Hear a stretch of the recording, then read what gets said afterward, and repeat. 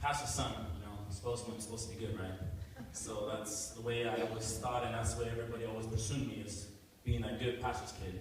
But it all happened when I was young. I was introduced, the bad crew at school, bad friends, and being kind of, pushed into being cool, hanging out with cool people where all the cool stuff happened in school. And then got introduced into smoking weed. And the reason why I started smoking weed is felt a void. That void was like lack of love from my family, from my dad, personally from my dad. I came just feeling that my dad did not achieve everything that I wanted him to achieve in my life. And he made promises that he didn't keep. Well, for me. But then, of course, that was just something that the devil tried to push on me to say that this is why. This is why you're not loved, because your dad doesn't love you. You're not worthy, you're worthless, you're this, you're that. Then, you have those friends that always say the negative things about you. And so it started where me being rebellious. Me being rebellious to my family. My dad says, do this. I'm like, no, I want to go now. They said, come back at home by 10. I'll come home by 1, 2 in the morning. And I just started being rebellious. And that started building a distance between me and my family. Then that created a void. And that void was big and nothing filled it. And then my friend said, hey, here's some weed, man. This will make you feel calm, relax. Bro, it's just a plant. It's not drug. You're good, man. You try it once, twice. You're fun. You just enjoy the time, have fun, party a little bit, enjoy the good life. So I tried it. And that moment I tried it, something happened. Something felt like something happened to me. I lifted up off the ground. It felt like just something entered me in that moment at time. Not knowing that was something bad. But, I still want to enjoy life. I still want to hang out with friends. Kept smoking weed. And after that, it became an addiction. And I kept making that promise to me, saying, I'm going to quit, I'm going to stop, that's it, just one more time, hanging out with friends. Kept promising myself, I'll stop. But I couldn't. It was an addiction. It was something that was a bondage that was unseen. People present it as something, a one-time thing. I'm going to do it, I'm going to quit. Well, the moment you try it, you can't quit. Because there's something stronger that enters your body the moment you try it. And that something is the spirit. That's the spirit of smoking, that demon. Basically, that's what entered my body the moment I inhaled it. And I felt it. I felt another presence of somebody else inside my body. And then it continued. Then that led me to doing a lot of other things. I started skipping school. I didn't finish school. And it was just from suspension, from trouble to trouble. The next thing you know, I started hearing voices in my head. And those voices started telling me, go and steal a car. So then I started learning how to steal cars. And I stole a car, I robbed a store, and I got caught.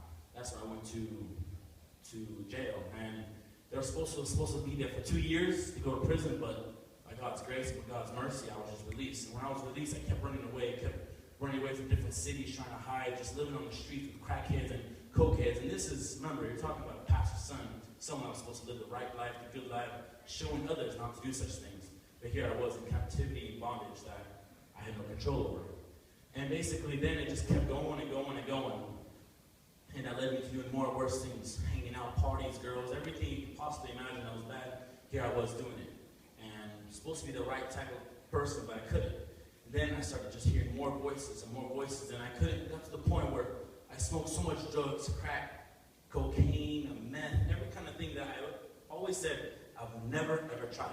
But the moment you take that first hit of weed is a moment that something enters you that gives you no power over yourself. You have no control. You say you have control, but you don't. There's something inside of you that keeps pushing you for more and greater things. That void becomes bigger and bigger, and we no longer satisfies that. So you start doing more things. You start doing pills, ecstasy, coke, everything just to fill that void, get that high. That's what you're longing for. And it all started with just disobeying my family. Disobeying my family from my dad. My mom told me to clean. I said no, and this rebellion, keep building it. And that's what caused me to start all of this. And then it got to the point where I did so much that my brain became fried. I could no longer tie my shoes because I forgot how to. I come into the shower, turn on the shower, and I don't know what to do. What do I grab first? The soap? The sponge? What do I do?